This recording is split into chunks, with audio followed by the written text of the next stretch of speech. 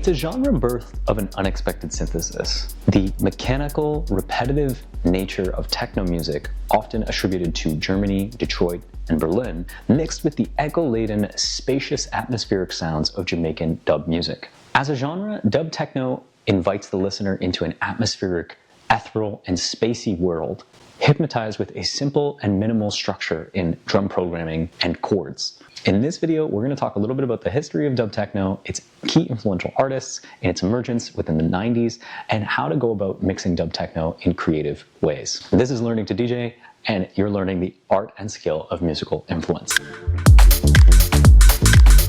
Dub techno emerged in the 1990s, born of a quite unexpected synthesis of two distinct genres: the sounds of Jamaican dub music and Detroit-style techno. Jamaican dub first started emerging in the 1960s to 1970s, pioneered by very novel production techniques making zealous use of echo, delay, and reverb, as well as deep bass to give a deep, organic feeling and laid-back rhythm to the sound of the music.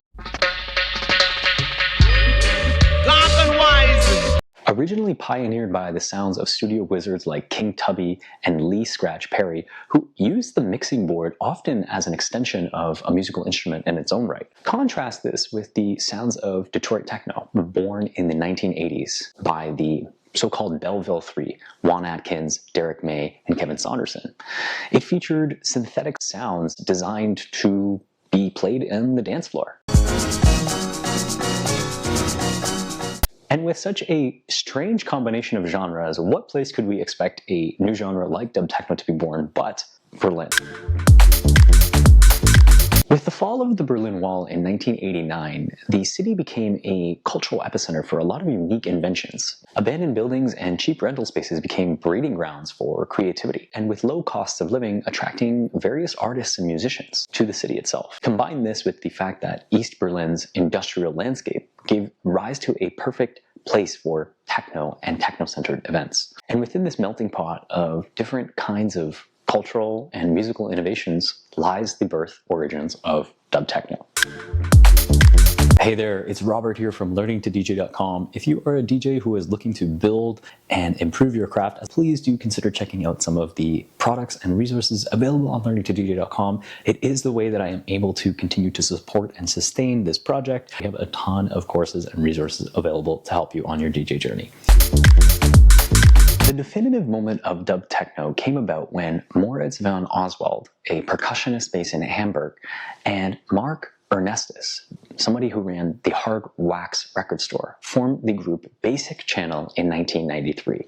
Their pioneering production techniques featured a wide variety of interesting and novel inventions.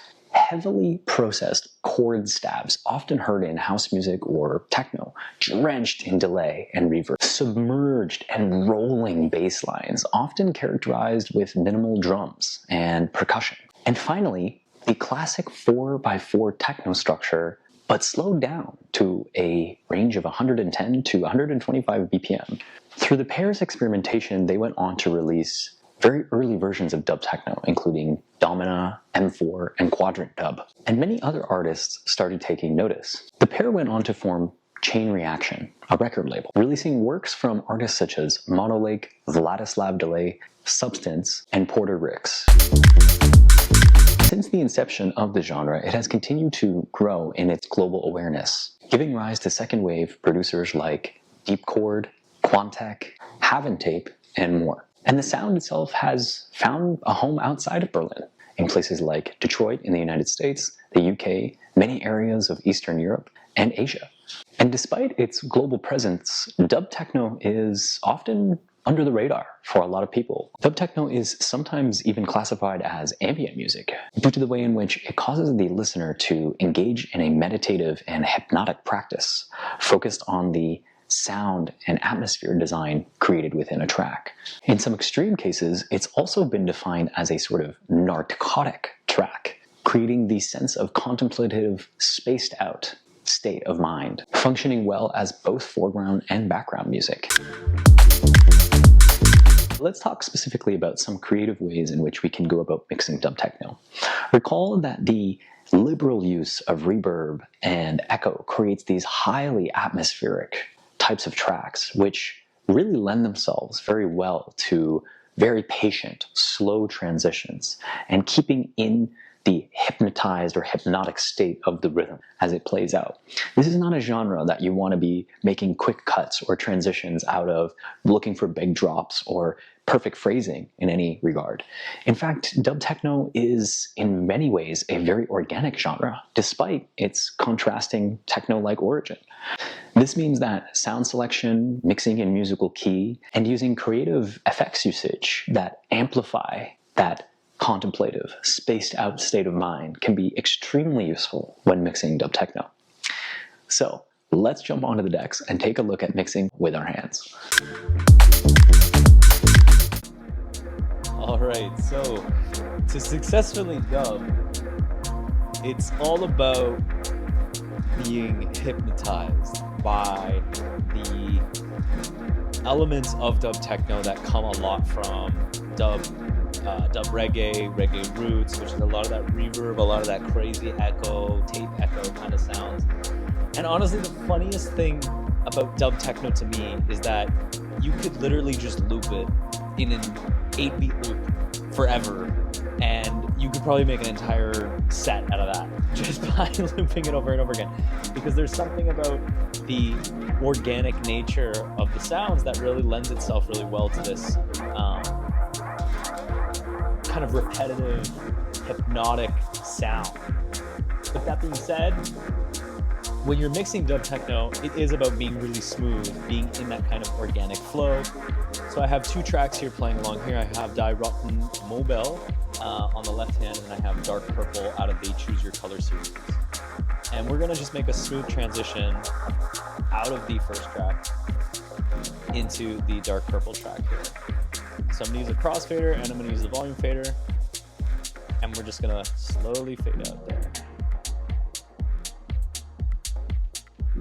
And again, like, dub techno has so much minimal influence at times, and I'm almost always reminded of like Panorama Bar or something like this when I listen to dub techno.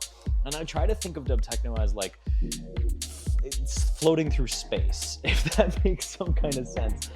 So in that same vein, when you're mixing, it's really not about making these crazy drops or buildups and that kind of thing. It's really just about dubbing and just kind of grooving with the pulse and the rhythm and the hypnotism of the track.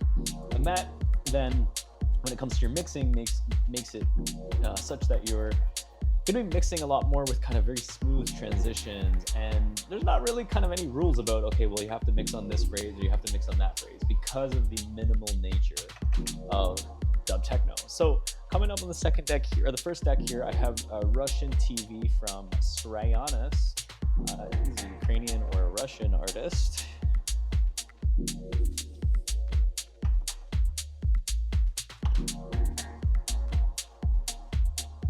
And so dub techno makes a lot of use of like these very lush, light pads.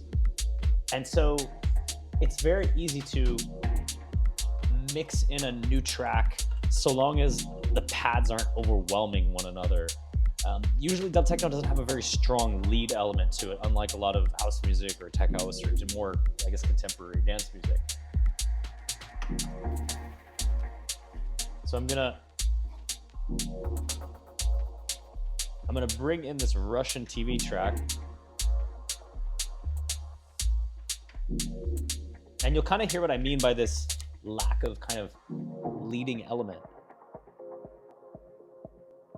I'm using just a filter, a low pass filter, while I'm bringing the volume up here. We've got kind of a break going on the Dark Purple track, so we don't want to overwhelm things too much. But then we're going to head back into the main part of the course. So we can sort of start bringing that low pass filter up on the Russian TV track. And I'm just going to turn down the parameter here on my DJM a little bit. And you can hear that kind of ambient chord from the Russian TV track is kind of coming into the background.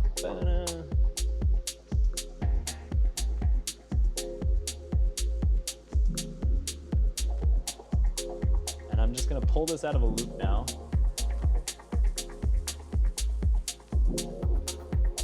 as I play both of these in an overlay, in a mashup of sorts. And again, like, because there's so much that minimal influence, there's not a lot of instruments in these two tracks. So you can really do a lot of these kind of fun overlays and mashups, and things don't have to get too crazy. We'll just use a quick sweep there as we pull into this Russian TV track as the main sort of takeover track. And you could hear that there was kind of this like big pad that came out of the Russian TV track, and now we have a bunch of static and stuff, which is kind of creating cover for us, like air cover, to transition out of the dark purple. And again, it's all about just being super subtle with the mechanics of the music. And then we just completely transitioned out of the dark purple track. Queuing up and beat matching here.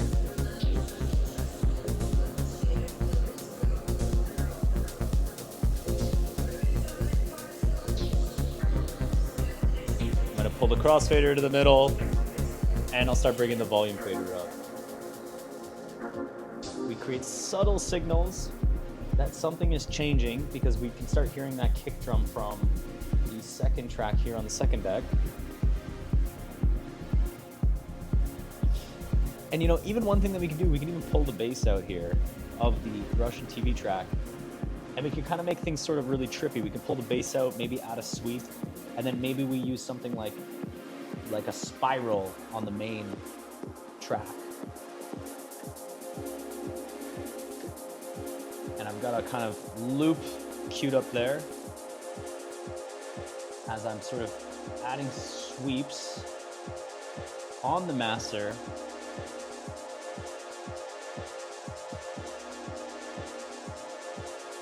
And we'll pull the EQ of the bass up here.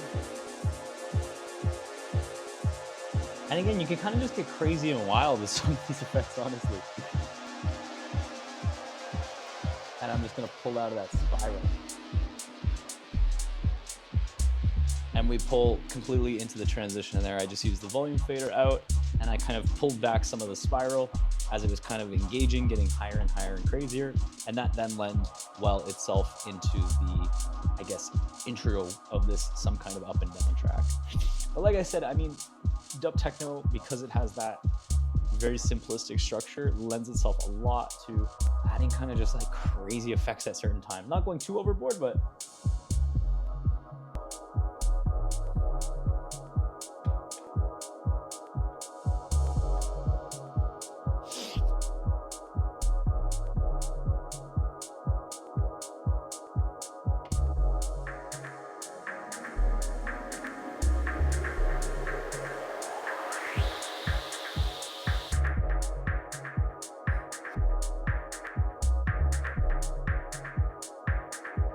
Alrighty, so hopefully that's given you some insights and thoughts around how you can go about mixing dub techno in your sets. As a generally under-the-radar type of genre, dub techno can find its home in a lot of places outside of the dance floor. In places like work, at the office, in a cafe, or even a restaurant. Due to its meditative and contemplative nature and its capacity to hypnotize the listener, it really is maybe less of a dance floor pounding type of music, but something to be laying back to, kind of like the original sounds and intent of a lot of Jamaican dub music.